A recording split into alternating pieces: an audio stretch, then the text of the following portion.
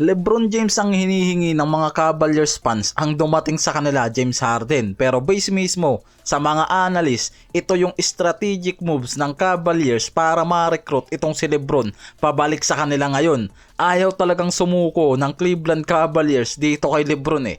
Hindi na nga lang daw kasi ngayon basta rumors ang nag-uugnay dito kay LeBron pabalik sa Cavs dahil yan ngayon ang top team na talagang pwedeng araw bagsakan nitong si LeBron, lalo na kung magdedesisyon to ngayon na mag-request ng trade o pumasok sa free agency at hindi niya tapusin ang player option niya. Yung no trade clause kasi mga pare ko na sinasabi sa kontrata ni LeBron, ang Lakers kasi wala talagang kakayahan siya na i-trade kung hindi pabor din si LeBron sa trade na yan. Kaya kung parehas nga raw sang-ayon to sa trade decision, pwedeng magkasundo ang Lakers at itong si LeBron sa trade na yan. Yan yung sinasabi na no trade clause mga pare ko, kailangan ng approval ni LeBron bago siya ilagay sa trade market. May internal push based sa mga insider kaya hindi lang basta nga raw report ang nag-uugnay kay LeBron sa Cavs. Sinabi mismo ni Kendrick Perkins na active mismo itong si Donovan Mitchell kasama si Harden para i-recruit si LeBron pabalik sa Cavs. Kaya hindi nga lang daw basta rumors to ngayon.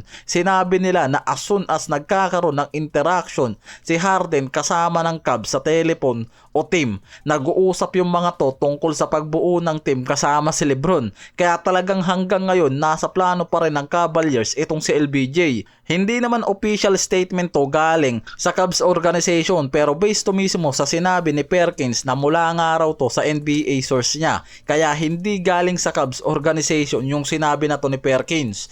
Ang lagay kasi ng contract ni LBJ ngayon sa Lakers, nag-option in yan ng player option niya ngayon na nagkakahalaga ng 52.6 million. Fully committed siya sa Lakers sa buong season lang na to. At yung nagpapatibay dyan, yung no trade clause niya talaga para ma-secure din kasi ng Lakers yung isang season kay LeBron. Pero after nyan, pwedeng pumasok kasi si LBJ sa free agency o magdesisyon nga raw na magretiro na sa Lakers. Kaya nakadepende pa rin nga raw kay LeBron yung susunod na season niya. Kaya hindi rin siya pwedeng ilagay ng Lakers sa trade kung wala namang approval niya. Siya mismo ang may veto power kung ang Lakers gusto siyang isama sa trade kahit sa ibang team offer. Hindi sila makakapag-trade kung hindi papayagan ni LeBron. Pero base mismo sa mga report kasi kahit bago pa man kinuha ni LBJ yung player option niya ngayon, hindi nga raw nagkaroon yung mga to ng seryosong usapan tungkol sa possible extension contract niya. Bagay nga raw talaga na hindi normal na nangyayari dito kay LeBron na parang lumalabas na hindi na talaga siya ang priority ng mga to. Kaya may mga analysts din talaga na inaasahan na magkakaroon ng part ways time sa pagitan ng mga to sa susunod na season.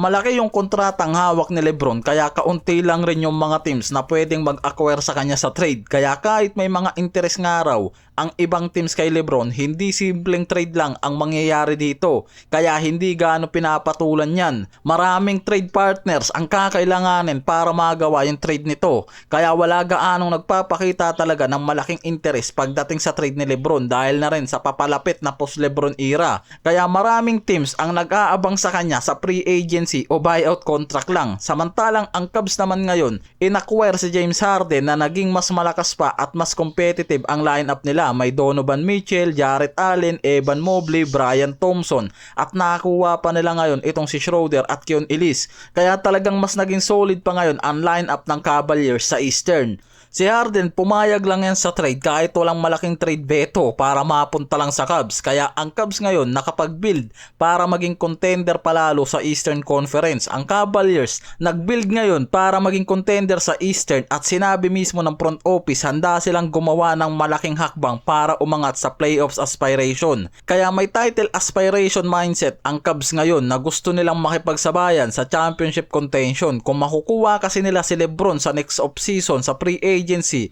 malaki ang chance nila na gumawa ng malalim na playoffs run. Kaya nakikita ngayon na nag-a-align ng roster ang Cavaliers ngayon at cap plans para mas maging attractive nga araw para dito kay LeBron. Kaya yan mismo nakikitang strategy move na ginagawa ng Cavaliers, mapabalik nga lang daw itong si LeBron sa kanila.